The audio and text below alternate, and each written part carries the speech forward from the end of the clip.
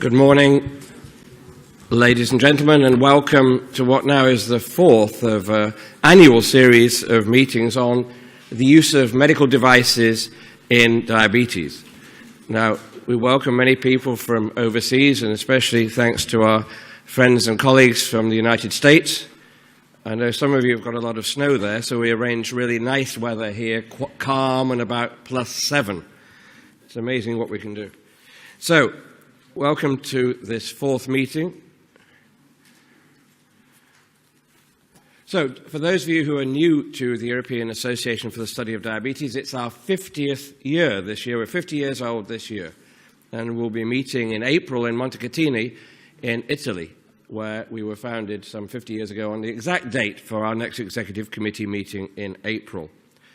We organize a very large annual diabetes meeting, usually 17,000 to 18,000 people, and we look forward to welcoming most, if not all of you, later this year to Stockholm. Our membership comes from globally, really, almost every continent, I think not Antarctica, and we have, for the last 10 years or 15 years, had the Foundation, which is now the biggest grant-giving body for European research in diabetes. Diabetologia is a major journal, as you know, high impact factor, and we're active in many other areas, particularly in national, international, and intercontinental postgraduate education, particularly with our friends from ADA and IDF. Our original mission in 1965 was to encourage and support research in the field of diabetes and the rapid diffusion of acquired knowledge, and to facilitate its application.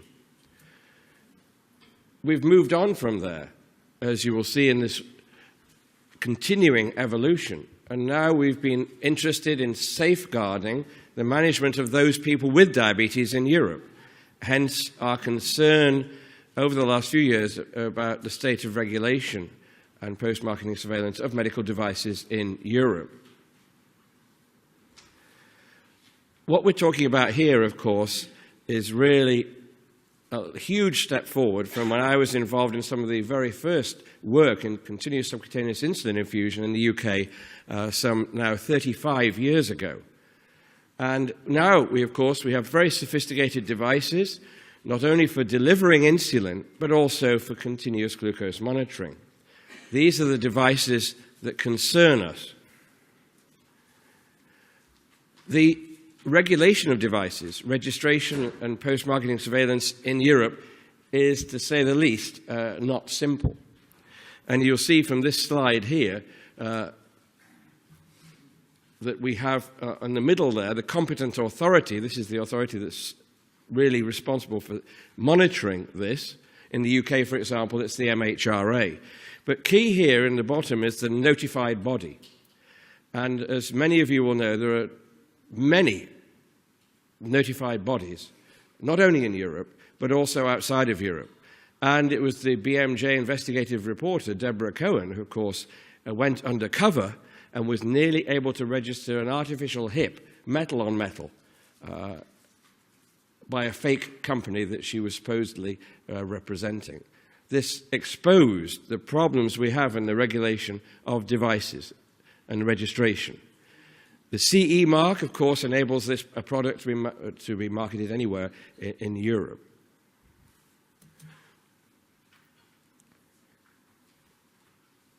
So our first meeting was here in Düsseldorf in February 2011. Following that, Stefano Del Prato and I put together an important, we feel, document in the form of a letter to the editor of Diabetologia outlining our concerns about the current situation in registration of devices in this continent. We put out a statement following our meeting at the Melia Hotel here in Düsseldorf in 2013. We're calling for an urgent overhaul of the current system for CE marking of devices, the evaluation and approval of devices in Europe. We felt that the current status could really lead to situations that may put our patients in danger. If you think about the regulation of drugs through the EMA, there has to be proper randomized controlled trials, etc., and then post-marketing surveillance.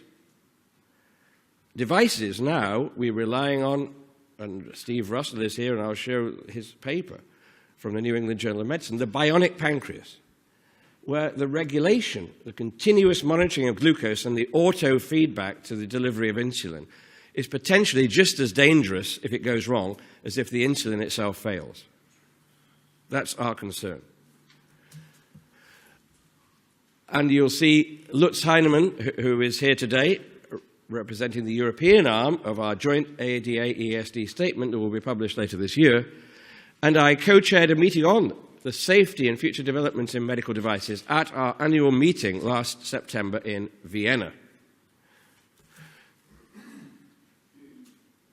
So, we really were concerned about the need for change. The regulations on devices really are from the last century. Stethoscopes, tendon hammers, these are class 1 devices, of course, and it's very different. We're talking about devices that manage a patient's blood glucose. So we think there's a need for critical appraisal of potential new devices. We need to know that they're reliable. We need proper post-marketing surveillance, which is not enforced necessarily at the present time. We need to understand the role of the EC in registries in device evaluation, and I can assure you that this is not straightforward. To learn about device usage from our colleagues in the United States, for example, and we're delighted to have Bob Ratner here in the audience today. He'll be speaking as the Chief Scientific and Medical Officer of the American Diabetes Association, with whom we work very closely.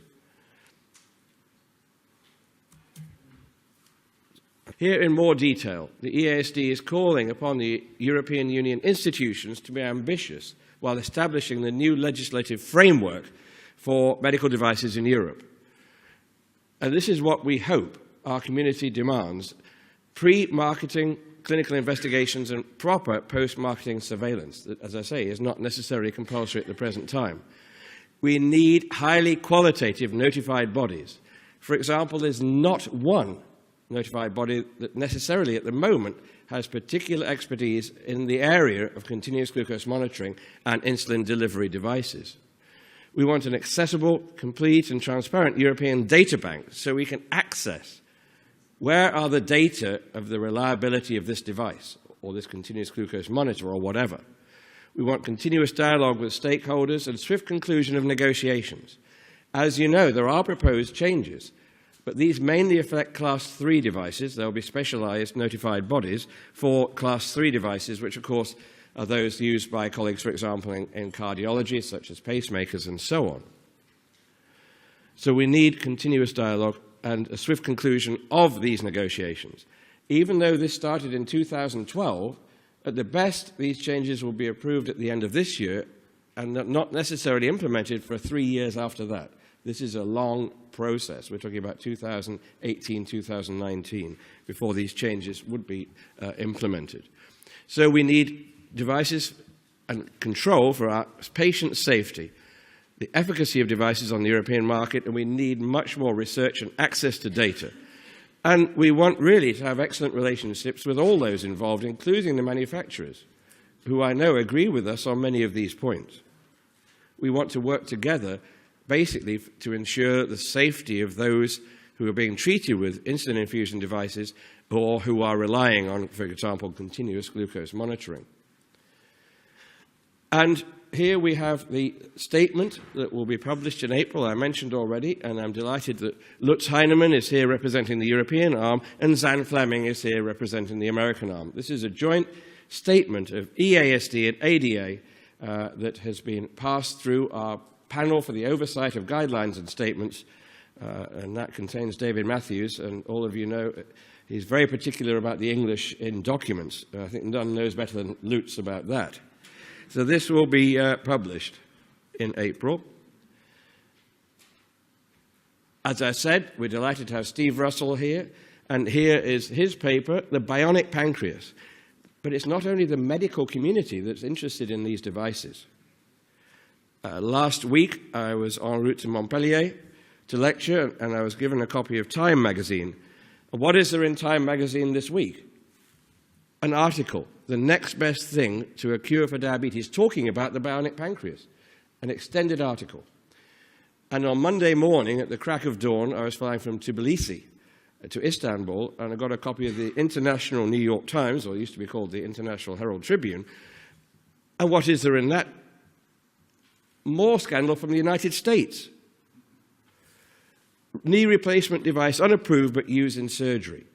And the company involved, I think it was Otis Knees, have just been fined $80 million, and the chief executive of that company will be sentenced likely to jail in March of this year.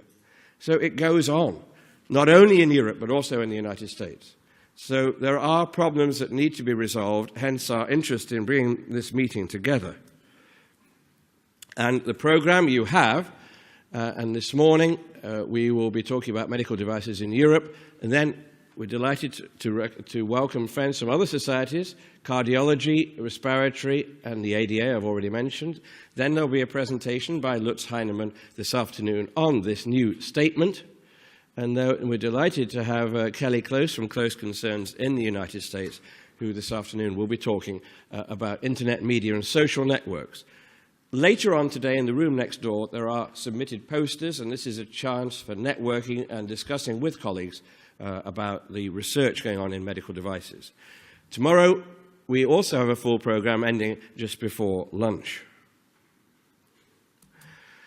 I'll leave you with a statement from this thought leader, still alive, Alvin Toffler, who says, "Our technological powers increase, but the side effects and potential hazards also escalate with that increase in technology." That is our raison d'être here today. Ladies and gentlemen, welcome, and I do hope you enjoy this meeting.